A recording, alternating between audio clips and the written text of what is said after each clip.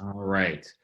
So welcome everyone. My name is Eric Pennington with the Spirit of EQ, and joining me as co-pilot today is Jeff East with the Spirit of EQ. Hey Jeff, how are you? I'm doing fine. Hello, Eric. Hello, everyone else. So this particular one is a little different, and we know that when people signed up to attend, they probably were wondering, okay, motorcycles, Neil Peart, and emotional intelligence. Well, trust me in this, there is actually a rhyme to our reason, a method to our madness, and I think you're really going to dig it. I know I'm real excited about it, and I know, Jeff, as we talked about it in preparation for this, you're excited about it too.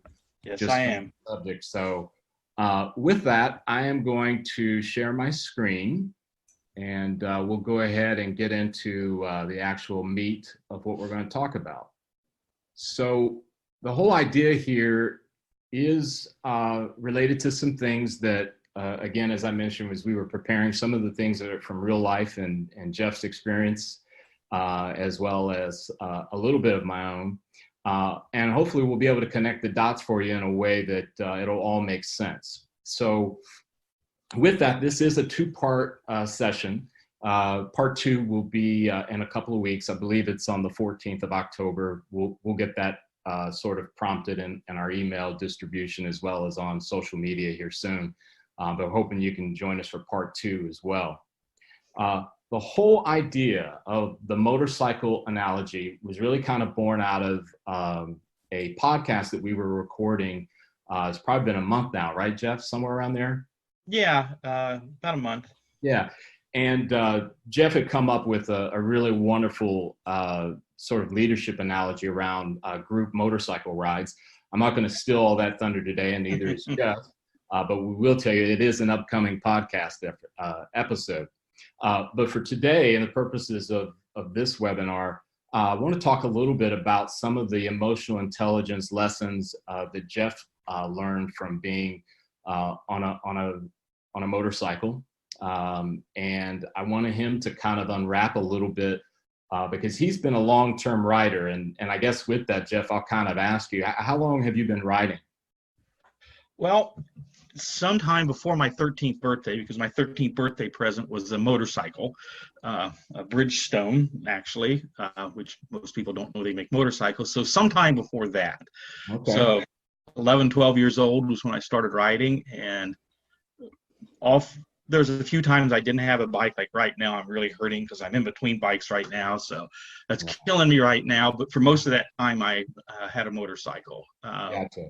So started off dirt bike riding and then street riding now. Gotcha. Now, I know, like, outside of the fact if someone said Harley Davidson, I could say, yeah, that's a motorcycle. And that's a manufacturer of motorcycles. Yeah. I don't have a tremendous amount of exposure, but I learned a lot in our conversations up to that podcast episode, as well as some of the things you're doing to prep here. So Jeff, for those of us on the webinar, tell us a little bit about your journey on the bike and some of the emotional intelligence lessons or, aha moments that you got through motorcycle riding. Well, all of the time, I've never owned a Harley. Harleys are great bikes, but they just don't make a bike like what I like to ride. Had rode sport bikes. Now as I've gotten older, it's more of a sport touring bike, which has the basis of a sport bike, fast, good on curvy roads, but then it has some extra, bigger fairing, comfortable seat, things like that, so that you can pack it and, ride cross country, which I've done before. So that's the kind of riding I love to do. Freeways are a way to get somewhere, but that's not fun. So it's, back roads, things like that. So that's the kind of riding I like to do. Some of the things that I've learned with that now, as I'm growing in my emotional intelligence journey, that riding a bike taught me is perspective. There's an old saying, there's really no bad day on a motorcycle. Even, some of my most enjoyable days, especially with my friend Dennis, who I've ridden tens of thousands of miles together with, were horrible rainy days. but we were enjoying each other's company. We were enjoying the challenge. So, looking at that from emotional intelligence aspect and the emotions I were feeling, the emotions of being disappointed or angry were well overshadowed by the enjoyment factor. Riding with a friend, being out on the bike, a feeling of accomplishment, because I know I'm not the best motorcycle rider out there. That's what I'm saying. But knowing that I have accomplished and learned to ride something and do something that most people don't want to do or have never taken the time to learn. So there's a feeling of accomplishment. So, hey, Jeff, if I could Yeah. interrupt you, like, Okay. I get a sense of that there, I mean, because when you say being on a bike and even if it's raining, Mm-hmm. I would, and maybe again, because I'm not a big motorcycle person, I would think that would be an absolute drag. So, uh, obviously, were you exercising some optimism in that equation? Yeah.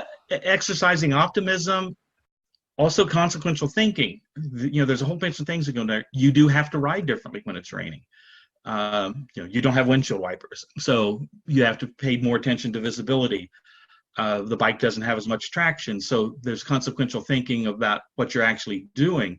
Mm-hmm. So there's that, and then, like I said, there's the alternative would be I'd be stuck at work instead of out riding, that Ah, kind of thing. So that's what I'm saying. If you have a day riding where you walk away without having an accident, it's a good day. wow. So, Wow. That's pretty awesome. So, as it relates to the unexpected that I would imagine over the amount of time you've spent riding, can you think of maybe one example of where something happened on a ride that surprised you? It could be good or bad, but and maybe how you handled it. oh, I've got lots of stories, but there's one that still makes me laugh. I had a 650 Yamaha Seika sport bike. Was on a ride with my friend someplace down in West Virginia, and out in the middle of nowhere. And that vintage of Yamahas had a history of the fuse box, the little where you clip the fuse in, coming Mm-hmm. apart. And we're out, like I said, in the middle of nowhere, and it did that. And I lost everything: ignition, lights, the bike was dead in the water. And so what makes me laugh, the way we got it going was we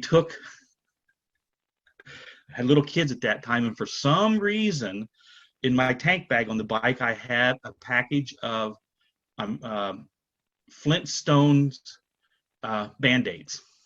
Didn't have any electrical tape. So we were able to tape things together, holding together with Flintstone Band-Aids Oh my until we goodness. could get someplace, because this was like 9 o'clock at night. There was no place open. And that's the emotional intelligence. We could have, got upset, walked away, got angry. We took what we had and we made it work. And, when I tell that story to other guys that ride, they always have some similar story. Uh, Wow. Wow. and those are the stories that you remember. Yes, it was bad. The bike was dead.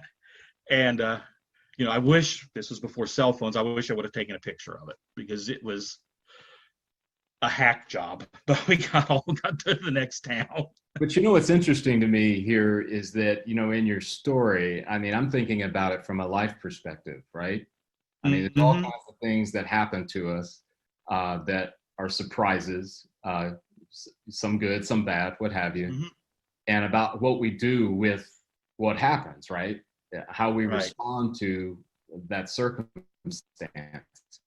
Obviously, I got to tell you, I would have never thought that a Flintstone Band-Aid would be sufficient enough to get the thing going so you could get somewhere. But there you go. So that's awesome. That's awesome. Yeah. As we keep going here, I'd like for those of you who are on the webinar to think about this question, or actually, there's two here. And just reflect for a moment. And if you want to unmute yourself, we have a pretty small audience today. If you want to share, if you feel comfortable, how have you used your emotional intelligence in the past week or in this last week? whether it's a circumstance like Jeff was describing where you were surprised by something going south and you had to come up with something creative for a solution. And what part of Jeff's story can you relate to, even if you're not a rider? So let's open it up there. Anybody want to share? I think Kev just muted himself, so maybe. Oh, did I mute myself? Yeah, there you go. Okay, I'm sorry. No No worries. problem. You know, I'm not a rider yet, Jeff. It is my intention to. I'm gonna start slow since I'm a newbie to the game. I'm gonna pick up a spider, and then I'll probably move to a bike at some point. But I actually like to ride or drive in the rain. That's just one of my fetishes. You know, I just like to hear the water splashing on the tires. So that's one of my things. And so I think it's all about perspective and how you view your circumstance. Some people hate driving in the rain. Well, I'll let my windows down and the sunroof back and, you know, let me hear it and let the water hit me in the face because, you know, I want to dance in that rainstorm. And it sounds like that's exactly what you did in that situation where your fuse box, you know, kind of fell apart. And you know it can happen, you know, but it's the last thing you expect to happen. And then when it does, it's like, okay, what do I do? Sounds like you were like pre-MacGyver. You know, you came in there with your Flintstone. I thought you were going to say Flintstone chewables, but Me too, Kevin. but when you said Flintstone Band-Aids, I'm like, you know what? I do remember the Flintstone Band-Aids, and clearly I'm about to go buy a pack of those and throw in the truck today because you never know what you'll be able to use them for. So yeah.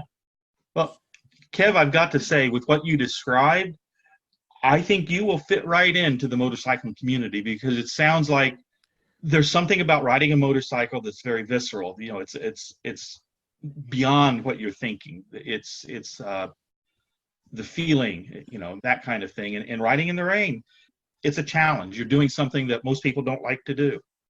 And same, you know, most people don't like the driving in the rain. So I think that's a really good example. Yeah, and you know what? I'll throw out here for you guys too. I am obviously, as I said earlier, I'm not a writer, and I really don't aspire to it. I'm kind of living vicariously through people like you, Jeff, and soon to you too, Kevin. But what I found in my probably last few weeks, there have been many surprises that have come my way, and they were the kind of surprises that I couldn't fix them on the spot.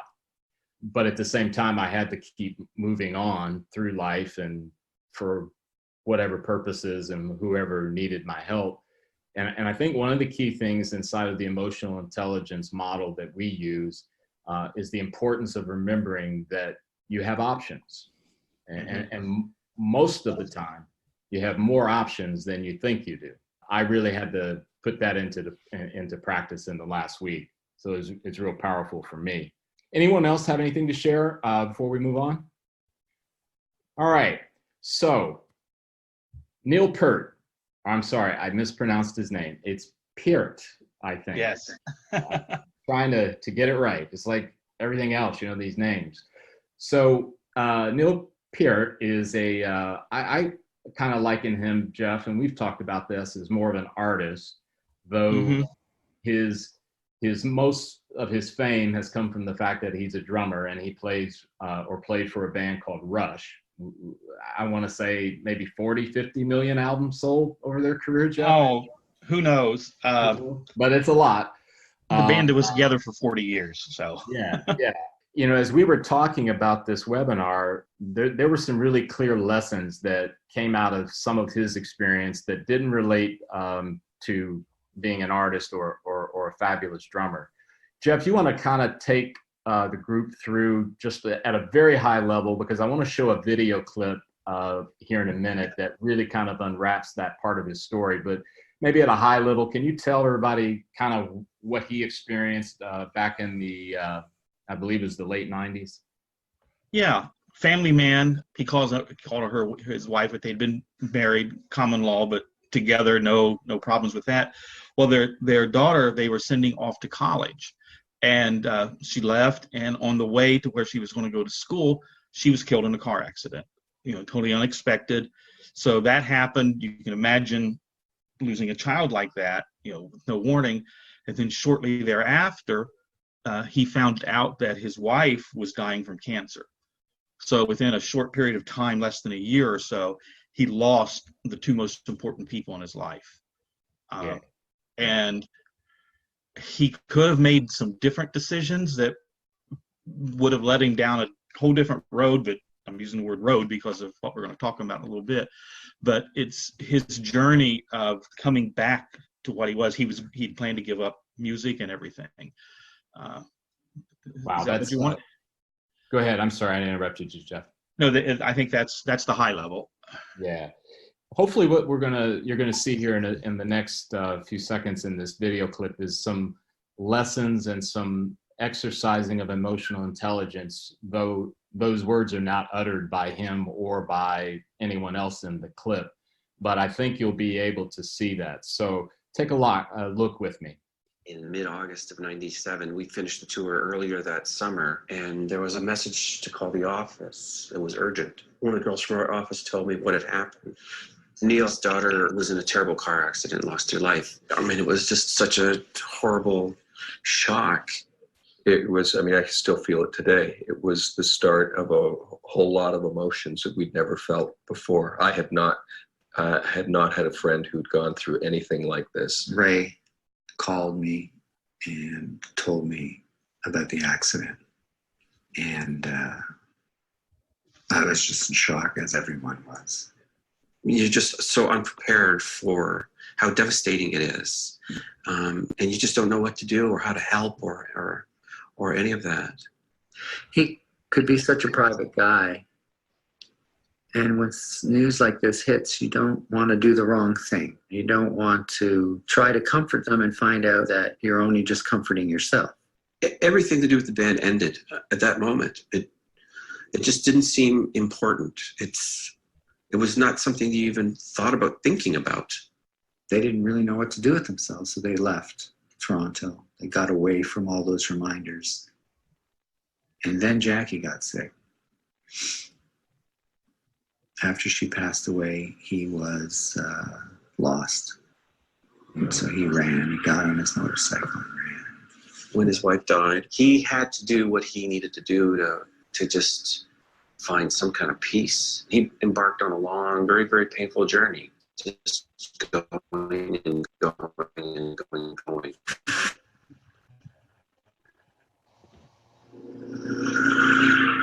Yeah, everybody was so worried about me. And in fact, there was a network I know among my friends and loved ones. Oh, I heard from him today. I got a postcard, or he called. They would all reassure each other. Because, yeah, anything could have happened to me, even by accident, let alone by design. Fuck, we were so worried about him. But he was at arm's length. Neil needed time. But to be honest, I had no real interest in music for about a year. I hardly listened to music. We were on sabbatical. We were shut down.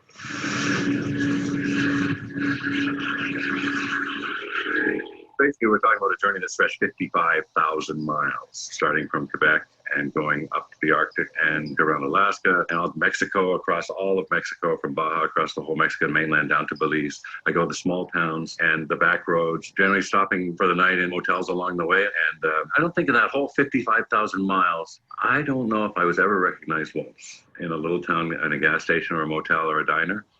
Because I'm just a guy sitting there with a hat on reading a book, A lot of times I can just slip around and be a guy. And that's all I want from traveling too. I just want to be a guy. And that's life enough for me. Travel has always been known as a soothing balm, and even motion from the time we're little babies. We want to be rocked. And if the baby's crying, you can take it for a drive in the car and it calms down. That's the way I described it to myself at that time, that I was so stirred up into my little baby soul would only be soothed by motion. I traveled out of the darkest place a human being can come from, and it was landscapes, highways, and wildlife that revitalized me. The timeless landscapes gives your tiny existence a new perspective when you're among things that are millions of years old. Getting postcards from him from wherever, and he was using different names. We have like about 6,000 nicknames for each other. So I would get a postcard with that nickname on it, so I knew who it was from. They were lifelines, those little contacts. And he knew we were there somewhere, and he knew that we would be there if he wanted us to be there. All he had to do was reach out. As far as the band, All right, everybody. Just a really, really powerful, story, because I'm getting myself back on track here with the slides.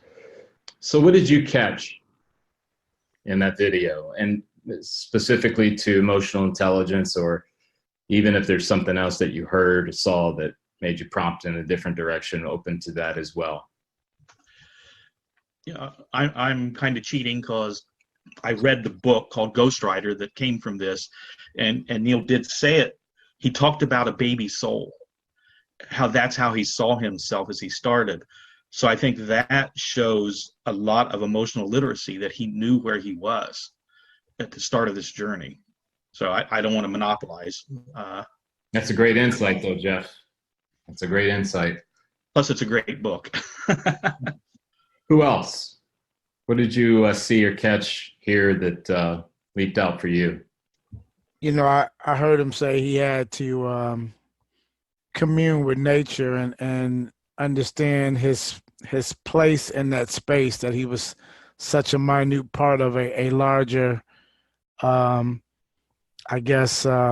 environment. And so he had to just kind of get away and fade away. He just wanted to be regular, And that's the question I ask when I'm mentoring kids. Who do you want to be, LeBron James or the person that pays LeBron James?